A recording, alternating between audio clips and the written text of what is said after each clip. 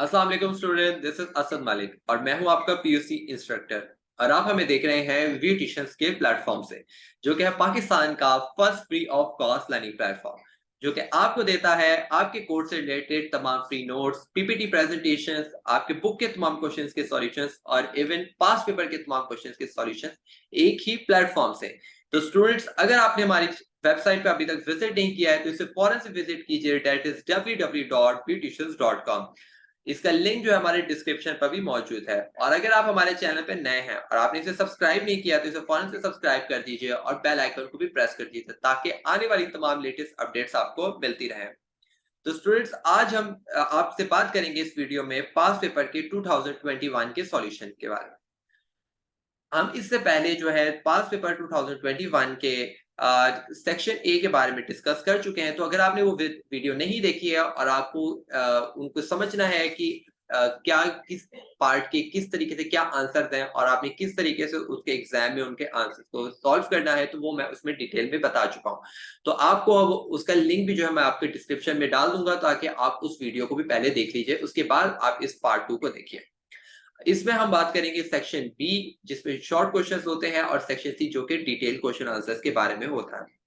ठीक है, ये हमारे आपके काफी ज्यादा इंपॉर्टेंट पार्ट होता है ये। तो मैं कोशिश करूंगा आपको इसको आसानी से समझा सकूं और अच्छे से अच्छे तरीके से आपको समझाऊं ताकि आप एग्जाम में समझ सकें कि आपने क्वेश्चन का किस तरीके से जवाब देना है। ठीक है, बहुत से स्टूडेंट्स को जवाब आ रहे होते हैं, उनको उसका आंसर पता होता है, लेकिन वो उसका जवाब नहीं दे पाते इतने इफेक्टिवली तरीके से, और उनकी वजह से उनके मार्क्स इतने अच्छे नहीं आते जितने वो इसमें गेन कर सकते हैं मार्क्स। तो student, let's start the video. आपके साथ मैं फाइल शेयर कर लेता हूं जिसके अंदर तमाम क्वेश्चंस मौजूद हैं। हमने इसको एक प्रेजेंटेशन के तौर पे तैयार किया होता है। अगर आपको इसके नोट्स चाहिए होते हैं, अगर नोट्स चाहिए तो आपके लिंक, हमारे वेबसाइट का लिंक जो है वो डिस्क्रिप्शन में मौजूद है। वहां जाकर आप फ्री में तमाम नोट्स को जो है वो डाउनलोड कर सकते हैं। उस चीज से आप बेफिक्र रहिए। यहाँ पे मैं सिर्फ आपको कॉन्सेप्ट समझा दूंगा ताकि आपको उनको याद करने में आसानी हो जाए। तो हमारे शॉर्ट क्वेश्चन आंसर में जो पहला सवाल है वो है, list the factors for establishing a new business, describe any one. वो यहाँ पे कह रहा है लिस्ट करें, सिर्फ आपने सिर्फ नाम बताने हैं कि कौन से ऐसे फैक्टर्स हैं जो कि हमें कंसिडर करने होते हैं अगर हम एक न्यू बिजनेस को स्टार्ट कर रहे हैं। और उसके बाद वो आगे कह रहा है कि डिस्क्राइब एनीवन, मतलब कि उस जो आपने लिस्ट बनाई है उसमें से किसी भी एक को जो है आप थोड़ा सा समझा दें हमें। बाकी आपको सबको नहीं समझाना है, सिर्फ किसी एक को समझाना है। ठीक है, तो फैक्टर्स कौन कौन से हैं? Determination, courage, Perseverance and self confidence.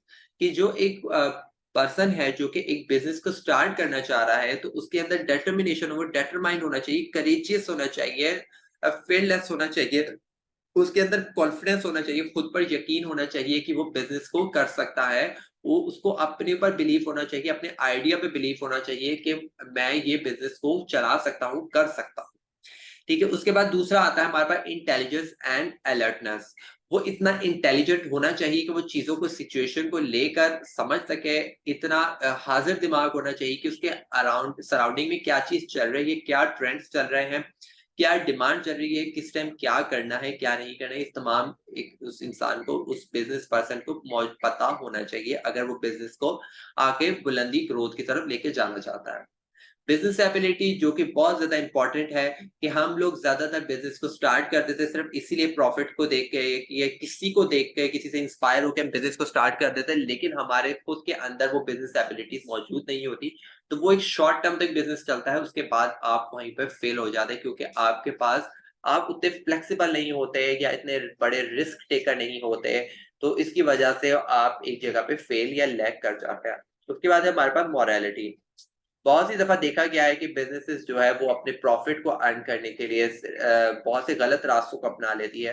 कि अगर उनको प्रॉफिट नहीं हो रहा होता तो फिर वो गलत तरीके से, अनएथिकल तरीके से अपने बिजनेस को ये ब्लैक मनी बनाना शुरू कर देती है। ठीक है, तो ये एक बिजनेस पर्सन को सोचना पड़ेगा कि अगर वो पैसे कमा रहा है तो वो एथिकली और गवर्नमेंट लॉ के मुताबिक चले, ताकि उसको कल को कोई भी प्रॉब्लम ना आए। ये ना हो कि कल को वो ब्लैक लिस्ट हो जाए या कोई बैंक करप्ट हो जाए या किसी केस के जरिए आ जाए कि उसको अपने बिजनेस को बंद करना पड़े। Training, education and experience. कोई भी एक ऐसा बंदा जिसके पास एक्सपीरियंस नहीं है, नॉलेज नहीं है या इतना एजुकेटेड नहीं है, तो वो बिजनेस को स्टार्ट करेगा तो उसका बिजनेस नहीं चलेगा। उसके बाद है हमारे पास question two, write any 5 advantages of partnership firm. यहाँ पे वो कह रहा है कि सिर्फ लिखने हैं, मतलब सिर्फ राइट कह रहा है, राइट एनी 5 एडवांटेजेस, उसने एक्सप्लेन का वर्ड इस्तेमाल नहीं किया, तो इसकी वजह से आपने उनको एक्सप्लेन नहीं करना है, ठीक है। मैं आपको समझा रहा हूँ, लेकिन ताकि अगर वो एक्सप्लेन का वर्ड इस्तेमाल करते तो आपको मालूम हो कि इसके पीछे एक्सप्लेनेशन क्या है। तो जब आप याद करने बैठेंगे तो आपको मेरी बातें याद आएंगी, तो आपको वो याद करने में आसानी हो जाएगी। ईज ऑफ फॉर्मेशन, मतलब कि जब आप पार्टनरशिप फर्म को स्टार्ट करते हैं तो उसके अंदर आप इसको आसानी से स्टार्ट कर सकते हैं। इसके लिए बहुत लंबे चौड़े लीगल फॉर्मेलिटीज नहीं होती हैं। आपने सिर्फ पार्टनर्स को जमा करना है, पैसे जमा करने हैं और आप उसको बिजनेस को स्टार्ट कर सकते हैं, जो कि सेकंड पार्ट है कि फाइनेंशियल रिसोर्सेज। एक कंपैरेटिवली सोल प्रोप्राइटरशिप के बदले में ज्यादा होता है, इसके अंदर पैसा मौजूद होता है, क्योंकि यहाँ पे एक से ज्यादा लोग मौजूद होते हैं, और जब एक से ज्यादा लोगों का पैसा एक जगह पे आता है तो वो कंपैरेटिवली सोल प्रोप्राइटर से ज्यादा ही होगा। उसके बाद आता है कंबाइंड स्किल्स एंड जजमेंट। जब दो या दो से ज्यादा लोग मौजूद होते हैं तो उनके उनके एक्सपीरियंसेस, उनके आइडियाज, उनके डिसीजंस एक इंसान से ज्यादा होता है, अच्छा एक्सपीरियंस होता है। तो जब जहाँ एक बंदा डिसीजन ले रहा है और जहाँ पे 3-4 लोग डिसीजन ले रहे हैं, तो वो कंपैरेटिवली इफेक्टिव होगा और उसके अंदर ज्यादा अच्छे रिजल्ट्स आने के चांसेस होते हैं। More interest in the business. जब पार्टनर्स होते हैं वो ऑनर्स ही होते हैं उस बिजनेस के, तो जब वो ऑनर्स ही काम कर रहे होंगे तो उनका इंटरेस्ट बिजनेस में ज्यादा होगा और उसमें प्रॉफिट या ग्रोथ के चांसेस ज्यादा होते हैं, क्योंकि सोल प्रोप्राइटर के अंदर सिर्फ एक ही ऑनर होता है, तो वो हर किसी के पास जा जाके उसको नहीं दे सकता कि वो किस तरीके से काम कर रहा है। वो अपनी तरफ से बेस्ट करने की कोशिश करता है, लेकिन पार्टनरशिप फर्म में कंपैरेटिवली प्रोफेशनलिज्म ज्यादा आ जाता है और इंटरेस्ट ज्यादा आ जाता है, इंटेलिजेंस ज्यादा होते हैं बिजनेस में लोग पार्टनर्स, ठीक है। उसके बाद आ जाए स्पेशलाइजेशन। जाहिर सी बात है कि अगर आप पार्टनरशिप फर्म को, आप लोग एम्प्लॉयज को हायर नहीं कर रहे, आपने एक छोटा सा बिजनेस स्टार्ट किया है 5-6 लोगों को मिला के, और 5-6 लोगों क्या है कि एक अकाउंटिंग में अच्छा था, एक मार्केटिंग में अच्छा था, एक सेल्स में अच्छा था, ठीक है। तो इस तरीके से सारे के सारे लोग मिलकर एक इन्होंने बिजनेस स्टार्ट कर दिया, तो इसके अंदर इनका इंटरेस्ट भी ज्यादा होगा, इनकी स्पेशलाइजेशन भी होगी, जिस चीज में स्पेशलाइजेशन होगी वो उसमें अपनी महारत का इसमें इस्तेमाल करेगा और बिजनेस को ग्रोथ की तरफ ले जाएगा, ठीक है। तो इसमें ये चीज का भी पार्टनरशिप में भी फायदा होता है। जाहिर बात है कि एक सोल प्रोप्राइटर होगा तो उसकी जो नॉलेज होगी या उसका एक स्पेशलाइजेशन होगी वो लिमिटेड होगी, कि वो सिर्फ किसी एक चीज या दो चीजों में बेहतर हो सकता है, बाकी के लिए उसको एम्प्लॉयज को हायर करना पड़ेगा और उन पे डिपेंडेंट होगा, ठीक है। Distinguish between partnership and a company. Partnership firm जो होता है उसके अंदर दो या दो से ज्यादा लोग मिलकर एक कंपनी को बनाते हैं, ठीक है, लेकिन ये कंपैरेटिवली एक स्मॉल बिजनेस होता है, ठीक है। लेकिन क्या होता है कि ज्वाइंट स्टॉक कंपनी जो होती है वो प्राइवेट लिमिटेड भी हो सकती है, पब्लिक लिमिटेड भी हो सकती है, और ये एक बड़े स्केल पे बिजनेस को बनाया जाता है। जब आप एक कंपनी बिजनेस को रजिस्टर्ड करा लेते हैं और उसको एक बड़े लेवल में, स्केल के लेवल पे लेके जाना चाहते हैं, तो हम उसको कंपनी का नाम देते हैं, ठीक है। अगर एक पब्लिक लिमिटेड कंपनी है तो उसके अंदर मिनिमम 7 टू ऑनवर्ड कोई लोग उसमें मौजूद हो सकते हैं, और प्राइवेट के अंदर दो या दो से ज्यादा मेंबर्स कंपनी को फॉर्म करने वाले मौजूद हो सकते हैं, ठीक है। समझे कि एक प्राइवेट कंपनी जो पार्टनरशिप फर्म है वो इतनी सी है और पब्लिक कंपनीज के सामने इतनी बड़ी होगी, ठीक है। तो मतलब कि पार्टनरशिप फर्म के अंदर सिर्फ पार्टनर्स भी मिलके काम करेंगे तो उसके अंदर भी कोई भी मसला नहीं होगा, लेकिन जो कंपनी होगी उसके अंदर सिर्फ पार्टनर्स के साथ काम नहीं चलता है, उनको आगे और नंबर ऑफ एम्प्लॉयज की जरूरत पड़ती है, इन्वेस्टमेंट की जरूरत पड़ती है, ठीक है। तो उसके बिल्कुल एक अलग ही एक स्टोरी है जो कि आगे भी मैं सब आपको और एक्सप्लेन करने की कोशिश करता हूँ। Partnership firm has a limited has an unlimited, sorry it's unlimited है, ठीक है। कि पार्टनरशिप फर्म के अंदर अनलिमिटेड लाइबिलिटी होती है कि अगर कल को कंपनी को बिजनेस को लॉस होता है तो तमाम पार्टनर्स को जो होगा वो अपनी सारी की सारी चीजें बेच के, एसेट्स बेच के वो लाइबिलिटी को पे ऑफ करना पड़ता है। लेकिन इसके बरक्स जो है कंपनी के अंदर लिमिटेड लाइबिलिटी होती है, जो कि एक बहुत बेहतर चीज होती है कि अगर उसके अंदर जो शेयर होल्डर जिन्होंने अपने पैसा इन्वेस्ट किया हुआ है कंपनी के अंदर, अगर कल को कंपनी लॉस की तरफ चली जाती है, बंद हो रही है, वाइंड अप की तरफ जा रही है, तो उसके जो पार्टनर्स होंगे उनको उतने ही पैसे का लॉस होगा जितने उन्होंने उसमें इन्वेस्ट किया था, उससे ज्यादा का वो लाइबल नहीं है।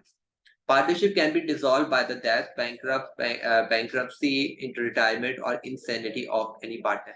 पार्टनरशिप जो है वो समझे एक नाजुक बिजनेस है, किसी वजह से भी, इससे लड़ाई झगड़े की वजह से भी, डिस्प्यूट की वजह से भी, या कोई डेथ, एक पार्टनर की डेथ हो जाती है, या इंसानिटी कोई पागल उसका कोई ज़हनी मरीज़ हो जाता है कि वो अपने सेंसेस में नहीं रहता, या रिटायरमेंट हो जाती है कि तो इस बेसिस पे भी पार्टनरशिप फर्म जो होती है वो खत्म हो जाती है।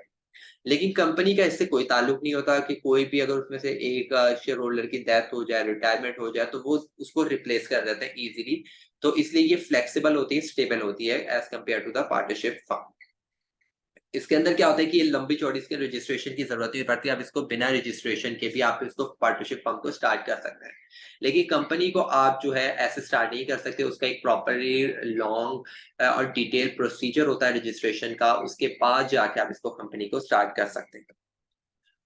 उसके बाद क्वेश्चन 4 है describe the channel of distribution. के चैनल ऑफ डिस्ट्रीब्यूशन होता है क्या है कि यहाँ पे वो डिस्क्राइब की बात कर रहा है, तो यहाँ पे आप थोड़ा बहुत इसको छोटा-छोटा सा एक्सप्लेन करेंगे कि कौन-कौन से चैनल ऑफ डिस्ट्रीब्यूशन होते हैं। मतलब कि एक प्रोड्यूसर से लेकर एंड यूजर तक जो चीजें पहुंच रही हैं उसके अंदर कौन-कौन लोग मौजूद हैं, कैसे एक चीज एक एंड से दूसरे एंड तक पहुंचती है। एक प्रोड्यूसर होता है जो कि are the people who manufacture goods and services for customers. एक प्रोड्यूसर जो है ये मैन्युफैक्चरर वो प्रोडक्ट किस लिए बनाता है, अपने गुड्स एंड सर्विसेज बनाते हैं अपने कंज्यूमर्स के लिए, मतलब जो उसके कस्टमर्स नहीं, कंज्यूमर्स। कस्टमर्स और कंज्यूमर्स जो होता है उसमें फर्क ये होता है कि कंज्यूमर्स वो होते हैं जो प्रोडक्ट को इस्तेमाल करते हैं, आपके एक्चुअल वही कस्टमर्स होते हैं। लेकिन जो कस्टमर वर्ड यूज करते हैं तो कस्टमर इनके कोई भी हो सकते हैं, जैसे होलसेलर है वो किसका कस्टमर होगा, प्रोड्यूसर का कस्टमर होगा। रिटेलर एक होलसेलर का कस्टमर होगा, ठीक है। और एंड कंज्यूमर जो है वो किसके कस्टमर्स है, रिटेलर के कस्टमर्स है। लेकिन एक प्रोड्यूसर के लिए कंज्यूमर कौन होगा, जो कि एंड कंज्यूम करेगा, प्रोडक्ट को इस्तेमाल करेगा एक्चुअल में जिसके लिए उसने प्रोडक्ट को बनाया है। एजेंट कौन होता है, एजेंट वो होते हैं जो कि प्रोड्यूसर जो होता है वो अपना प्रोडक्ट एजेंट के जरिए बेचते हैं। कि अगर किसी ने भी उस कंपनी से कुछ उस प्रोड्यूसर से कुछ चीज खरीदनी है तो वो एजेंट से कांटेक्ट करेंगे और एजेंट ही आगे कंपनी के बिहाफ पे वो चीजें बेचेगा। होलसेलर्स कौन होते हैं, जो कि कंपनी से एजेंट से या प्रोड्यूसर से चीजें खरीदते हैं बल्क क्वांटिटी पे और आगे रिटेलर्स को बेचते हैं, ठीक है। ये एज अ मिडल मैन भी कहलाए जाते हैं। रिटेलर्स कौन होते हैं, ये एक स्मॉल क्वांटिटी ऑफ गुड्स खरीदते हैं, आपके यूटिलिटी स्टोर्स वाले, ये आपके एरिया में जो भी शॉपकीपर्स मौजूद होते हैं, इनको सबको रिटेलर्स कहा जाता है, जो कि डायरेक्ट किसकी फुल मतलब किसकी डिमांड को फुलफिल कर रहे होते हैं, हमारे एंड यूजर्स के साथ इनका डायरेक्ट कांटेक्ट होता है। और यही एक्चुअल उनकी डिमांड को बता सकते हैं कि इस टाइम पे क्या प्रोडक्ट की डिमांड चल रही है, कौन सा प्रोडक्ट ज्यादा बिक रहा है। और ये सारी की सारी चीजें जो है वो रिटेलर के जरिए ही मालूम होती है, तो इसलिए रिटेलर बहुत ज्यादा इंपॉर्टेंट चैनल ऑफ डिस्ट्रीब्यूशन का पार्ट होता है। उसके बाद एंड यूजर वो लोग होते हैं जो कि एक्चुअली आपके प्रोडक्ट को खरीदते हैं और आगे इस्तेमाल करते हैं। क्वेश्चन 5 है हमारे पास, डिफाइन द टर्म। ये कह रहा है कि डिफाइन करें जो भी टर्म्स ये बता रहा है, बिजनेस, इंडस्ट्री एंड प्रोफेशन। ये आपको बहुत द मोस्ट इंपॉर्टेंट क्वेश्चन है, ये ऑलमोस्ट हर ईयर आता है, तो इसको आपने जरूर याद करना है, आपने इसको मिस नहीं करना है। बिजनेस क्या होता है, कोई भी ऐसा बिजनेस जो कि business is an organisation, industry और someone's profession from where they earn profit और लॉस फॉर देयर लाइवलीहुड। जहां से वो पैसा खरीदते हैं, जहां से वो प्रॉफिट अर्न कर रहे हैं अपनी जिंदगी को गुजारने के लिए, उसको हम बिजनेस कहते हैं। इंडस्ट्री क्या होती है कि जो कोई भी group of companies of organisation जो कि प्रोडक्शन से रिलेटेड हो, और एक कंपनी को मतलब कि बहुत मतलब एक बड़े स्केल पे जब कोई कंपनी को हम लेकर जाते हैं और वो प्रोडक्शन से लिंक कर रही होती है, मतलब वहां पे चीजें बन रही है, जैसे टेक्सटाइल इंडस्ट्री हो गई, सीमेंट इंडस्ट्री हो गया, स्टील इंडस्ट्री हो गया, तो ये सारी की सारी क्या है, एक बड़े स्केल में जो कि प्रोडक्शन से बिलोंग करती है, इसलिए हम इसको इंडस्ट्री कहते हैं। प्रोफेशन क्या होता है कि कोई भी एक ऐसी स्पेशल ट्रेनिंग या एजुकेशन जिसको जो कि आपके एजुकेशन जो कि आपके प्रोफेशन को बता रही होती है, एक्सप्लेन कर रही होती है। अगर मैंने एमबीबीएस किया तो ऑफ कोर्स मैं फिर मेडिकल या डॉक्टरी की तरफ ही जाऊंगा। अगर मैंने कोई बीबीए किया है, एमबीए किया, तो मेरा क्या होगा कि मैं बिजनेस की तरफ जाऊंगा। अगर मैंने इंजीनियरिंग किया तो मैं एज एन इंजीनियर जाऊंगा। तो ये क्या कर रहा होगा, मेरी एजुकेशन, मेरी ट्रेनिंग जो है मेरे प्रोफेशन को एक्सप्लेन कर रही होगी कि कल को क्या किस प्रोफेशन में जा सकता है इंसान। उसके बाद है define sole proprietorship list any 4 advantages. ये 4 एडवांटेजेस कह रहा है कि कोई भी लिस्ट करे, मतलब लिस्ट कह रहा है आपने एक्सप्लेन नहीं करनी है। अगेन मैं आपसे बता रहा हूँ कि स्टूडेंट्स को एक्सप्लेन करना शुरू कर देते, बहुत लंबा चौड़ा आंसर देना कोशिश करते थे जिसके वो कोई एक्स्ट्रा मार्क्स नहीं देता, इवन आप सिर्फ अपना टाइम ही वेस्ट कर रहे हो। वहां पे डिफाइन सिर्फ डेफिनेशन मांग रहा है सोल प्रोप्राइटरशिप की, तो आप उसको एक्सप्लेन कीजिए, एडवांटेजेस को एक्सप्लेन ना कीजिए। सोल प्रोप्राइटरशिप एक ऐसी ऑर्गेनाइजेशन होती है जहाँ पे एक इंसान जो होता है तमाम कंपनी को ओन कर रहा होता है, आई मीन तमाम बिजनेस को ऑन कर रहा होता है, और तमाम ऑनरशिप उसी के हाथ में होती है। उसका कैपिटल जो होता है, लायबिलिटी जो होती है, हर चीज उसी उसी को बिलोंग करती है। एडवांटेजेस क्या है इसके? ईज ऑफ फॉर्मेशन, जैसे कि पार्टनरशिप को स्टार्ट करना इजी है, उससे भी ज्यादा इजी सोल प्रोप्राइटरशिप को स्टार्ट करना है कि कल सोचा और आज से आप स्टार्ट कर सकते हैं। आपको किसी की भी जरूरत नहीं है इसको स्टार्ट करने के लिए। Quick decision, freedom of action. अच्छा, जब आप अकेले हैं तो आपको किसी से पूछकर कोई भी फैसला लेने की जरूरत नहीं होती, आप खुद ही उसके अकेले सोल डिसीजन मेकर होते हैं। बिजनेस सीक्रेसी, अब दूसरे बिजनेस फर्म्स के अंदर आपको अपनी तमाम डिटेल्स को जो है वो दूसरे पार्टनर्स के साथ, अपने शेयर होल्डर्स के साथ शेयर करना पड़ता है।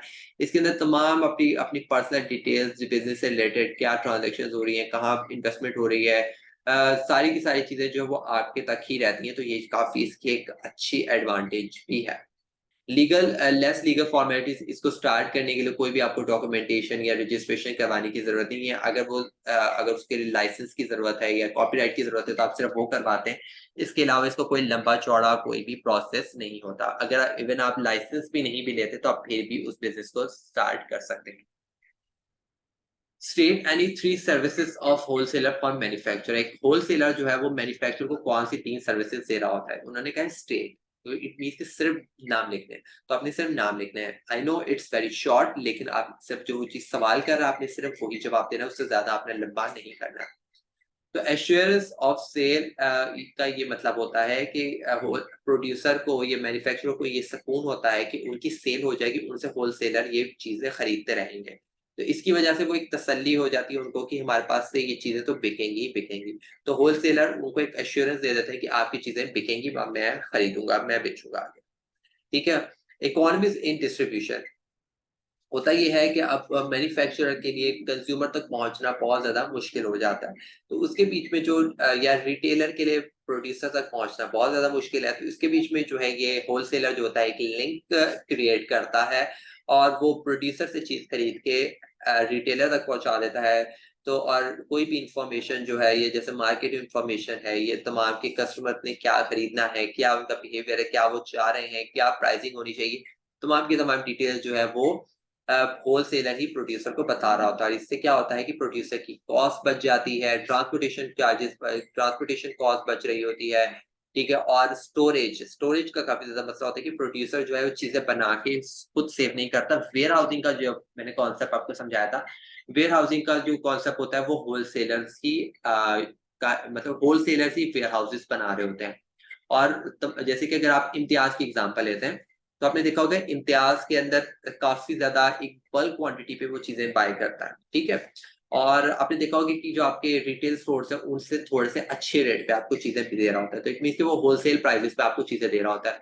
और क्या कर रहा होता है कि वो बल्क क्वांटिटी पे वो चीजें खरीदा है, लेकिन वो कोई होलसेल शॉप नहीं है। अब वहां पे जाके होलसेल की तरीके से नहीं खरीदते। मैं आपको एक एग्जाम्पल सिर्फ दे रहा हूँ।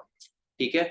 कि किस तरीके से वो चीजों को स्टोर कर रहा है। तो अब क्या होगा कि प्रोड्यूसर के पास चीजें नहीं है। जब इम्तियाज ने इतनी बड़ी क्वांटिटी उससे खरीद ली तो वो प्रोड्यूसर के लिए आसानी हो जाती है कि मेरे से क्वांटिटी तो बिक गई है, मुझे स्टोर करने की जरूरत नहीं थी, तो इसने ये क्वांटिटी खरीद ली है मुझसे।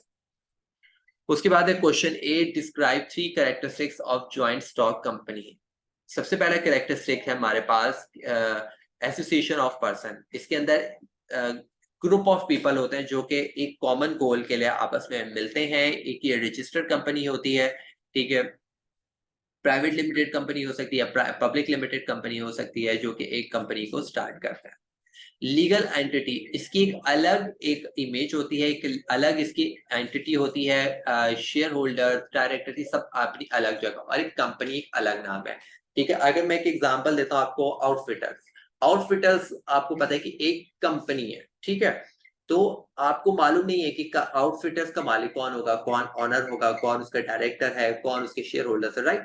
तो इट मीन्स कि आप जानते हैं सिर्फ आउटफिटर्स को, आप उसके ऑनर के नाम से नहीं जानते उसको, आप वो एक लीगल एंटिटी, उसकी एक अलग एक इमेज होगी। तो अगर कल को अगर आपको कोई मसला होगा तो आप बोलेंगे आउटफिटर्स ऐसा है, आउटफिटर्स के खिलाफ मैं रिपोर्ट करवाना चाहता हूँ, ठीक है, उसके मालिक के खिलाफ नहीं। आउटफिटर्स मतलब एक एक कंपनी की एक एंटिटी बन गई है, तो आप कल को उस कंपनी को सिर्फ उसके नाम से जानते हैं, ठीक है। उसके बाद है लिमिटेड लाइबिलिटी।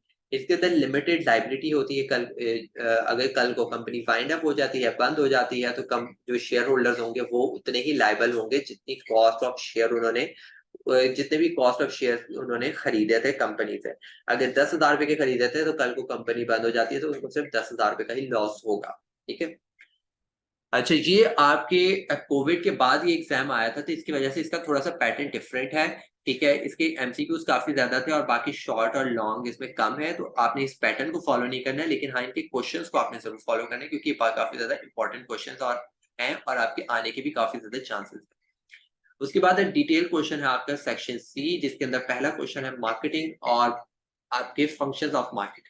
मार्केटिंग होता क्या है? The process of conceptualizing, pricing, promoting and distributing ideas, products and services in order to generate exchange that meet both individual and organizational goal is known as marketing।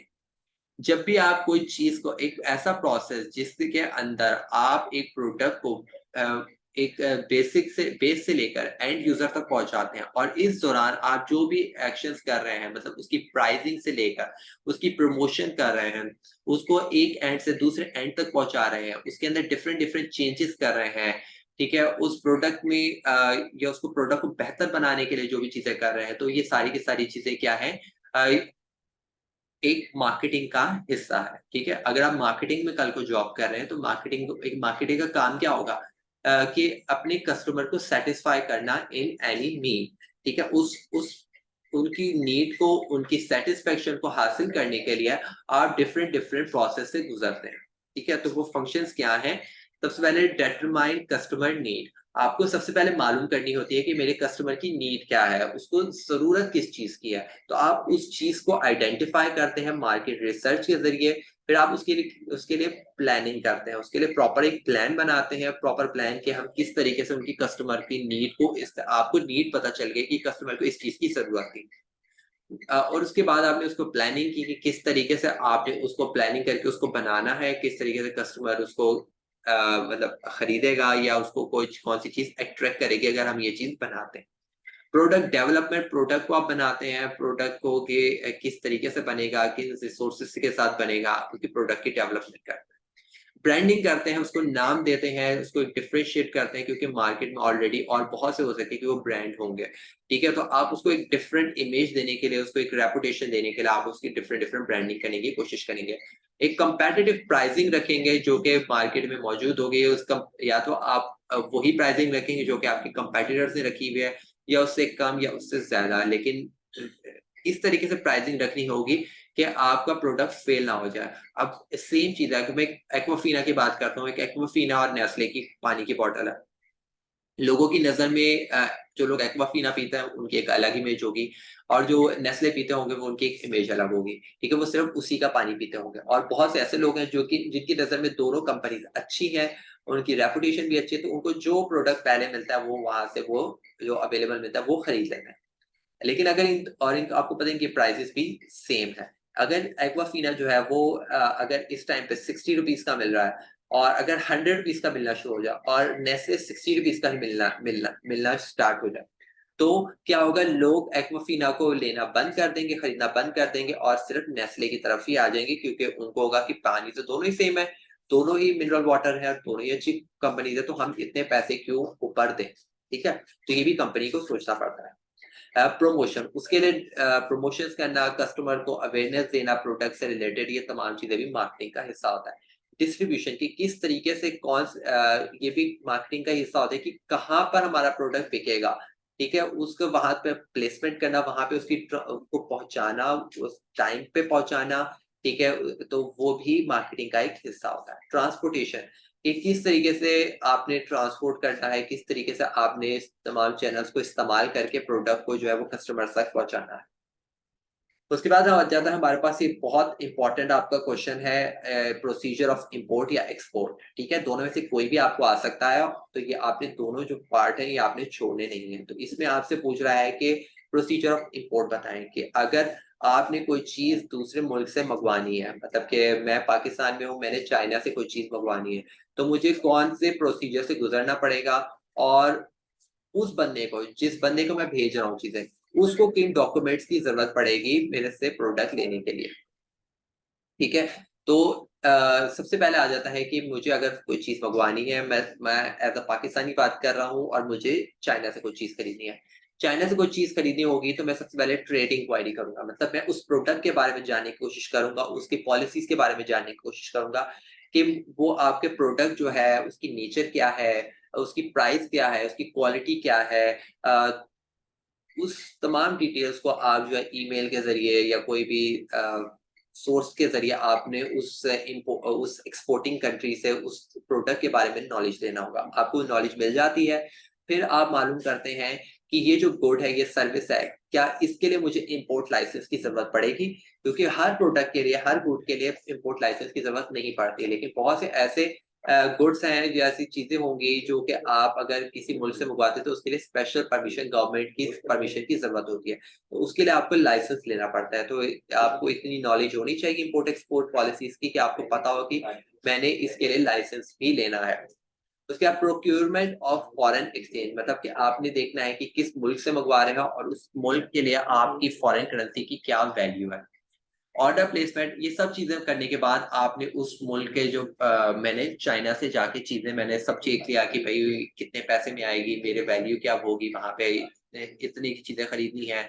ठीक है, मैं उसको quantity, price हर चीज़ देखने के बाद उसको ऑर्डर दूँगा कि इतनी क्वांटिटी चाहिए, ये क्वालिटी चाहिए, ये कलर्स चाहिए, ये पैटर्न्स चाहिए, सारी की सारी चीज़ें मैंने उसको ऑर्डर दे दिया। ऑर्डर देने के बाद मैं लेटर ऑफ क्रेडिट बनूँगा। मैं अपने किसी बैंक में जाऊँगा और बोलूँगा कि मुझे चाइना के उस फलाँ बंदे को पेमेंट करनी है, वो वहाँ से चीज़ें भेजेगा, तो आप मुझे लेटर ऑफ क्रेडिट बना के दें। Bank letter of credit issue करेगा, ठीक है, वो एक्सेप्ट करेगा, वो जो मेरा एक्सपोर्टर होगा, ठीक है, उसके बाद क्या होगा कि वो प्रोडक्ट वहाँ पे भेजेगा, ठीक है। भेजने के बाद अब क्या होगा कि मुझे अपनी पेमेंट को अरेंज करना होगा कि जब तक वो प्रोडक्ट मेरे पास भेज नहीं रहा, इससे पहले-पहले, रिसीविंग से पहले-पहले मुझे पेमेंट को अरेंज करना पड़ेगा। अगर मेरे पास पैसे ही नहीं होंगे तो वो मैं रिसीव ही नहीं कर सकता प्रोडक्ट को, ठीक है, तो उससे पहले-पहले मुझे तमाम पैसों की अरेंजमेंट करनी पड़ेगी।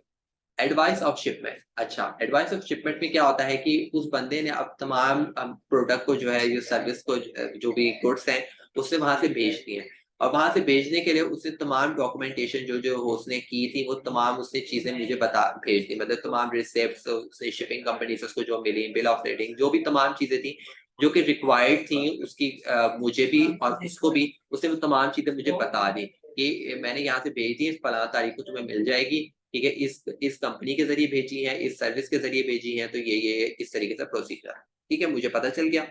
अब मैंने क्या करना है कि उसने मुझे बताया कि भई लेटर ऑफ क्रेडिट में ये चीज़ें मौजूद हैं, ठीक है, तो ये चीज़ें तुम जो है अरेंज करके रखो। अब मैंने क्या करना होगा, पेमेंट तो मैंने अरेंज कर ली, उसके बाद अब मुझे डॉक्यूमेंट्स भी अरेंज करने पड़ेंगे। जो-जो लेटर ऑफ क्रेडिट के अंदर लिखे हुए होंगे, मेंशन होंगे कि ये प्रोडक्ट्स, ये डॉक्यूमेंटेशन होंगे, डॉक्यूमेंट्स होंगे, तो ही मैं प्रोडक्ट को रिसीव कर सकता हूँ।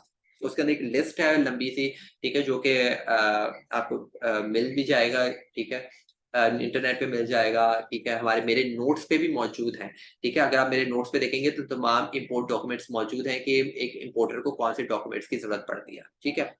उसके बाद क्या है कि फाइनली जो है वो गुड्स मेरे मुल्क में पहुंच गए हैं, तो अब मुझे जो है नोटिफिकेशन आ जाएगी या मुझे कॉल आ जाएगी शिपिंग कंपनी की तरफ से कि आपका प्रोडक्ट यहाँ पे पाकिस्तान में आ गया है, अब आप आगे से इसे रिसीव कर लीजिए। उसके बाद क्या होगा, मुझे उस रिसीव से पहले मुझे कस्टम क्लियरेंस करनी पड़ेगी, क्योंकि मैं दूसरे मुल्क से मंगवा रहा हूँ, तो मुझे कस्टम ड्यूटी पे करनी पड़ेगी, तमाम टैक्सेस और जो भी चार्जेस, अपने तमाम डॉक्यूमेंट्स को क्लियर करवा के फिर ही मैं उस प्रोडक्ट को रिसीव कर सकता हूँ, ठीक है। उसके बाद ये कुछ डॉक्यूमेंट्स हैं जो कि उस इंसान को अरेंज करने पड़ेंगे जो इससे मैं प्रोडक्ट मंगवा रहा हूँ, ठीक है। वो जब तक ये प्रोडक्ट जो है वो अ, अरेंज नहीं करता, ये डॉक्यूमेंट्स नहीं जमा करता, ठीक है, तो वो एक्सपोर्ट नहीं कर सकते, जिसके अंदर इंडेंट, लेटर ऑफ क्रेडिट बनाता है, बिल ऑफ एक्सचेंज करता है, मतलब जिसके अंदर एग्रीमेंट होता है कि हम दोनों के बीच में पेमेंट की बात हुई है। बिल ऑफ लेडिंग जो है वो शिपिंग कंपनी देती है, शिपिंग ऑर्डर कि मैंने शिपिंग मतलब कि मैंने तुम्हें पहुंचा दिया, जिसके अंदर एक श्योरिटी होती है कि मैंने ये तुम्हें प्रोडक्ट भेज दिया है और मुझे कंपनी ने भी अश्योर कर दिया है कि वो प्रोडक्ट उन्होंने रिसीव कर लिया है। ठीक है, इंश्योरेंस रिसिप्ट होगी कि जाहिर सी बात है, आप जब भी कोई प्रोडक्ट इंपोर्ट एक्सपोर्ट करते हैं तो उसकी इंश्योरेंस करवाना लाजमी होता है। ठीक है, डॉक रिसिप्ट ये भी वही होता है कि जब आप जिस शिप के जरिए पहुंचा रहे हैं वहां उस शिप का जो कैप्टन होता है वो आपको एक रिसिप्ट देता है, मेट रिसिप्ट होती है।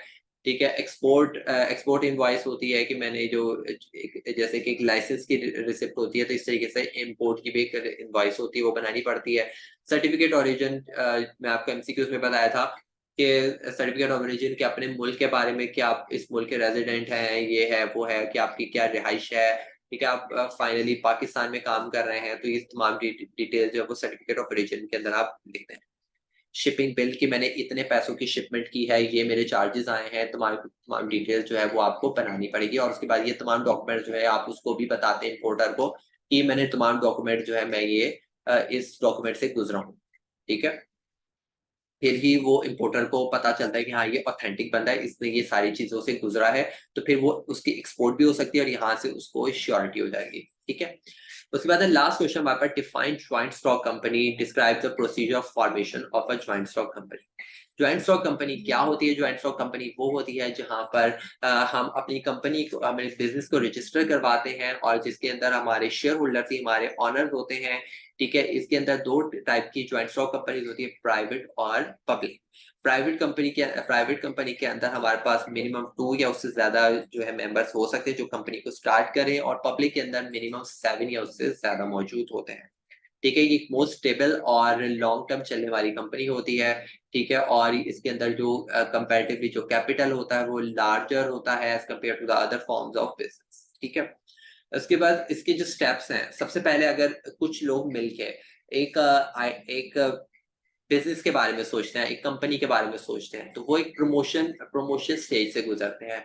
वो एक आइडिया लेकर आते हैं कि भई हमने ये बिज़नेस बनाते हैं, इस बिज़नेस को स्टार्ट करते हैं, ठीक है? और अगर उनको बिज़नेस आइडिया अच्छा लगता है, तो उसके लिए इन्वेस्टिगेशन स्टार्ट करते हैं। उससे उसकी डिमांड को जानने की कोशिश करते हैं, उसके लिए जो भी प्रोसीजर होता है, उसको जानने की कोशिश करेंगे। उसके बाद क्या होगा, असेंबलिंग वेरियस फैक्टर्स, कि उसके लिए कि हम मतलब आइडिया समझ आ गया कि ये आइडिया अच्छा है।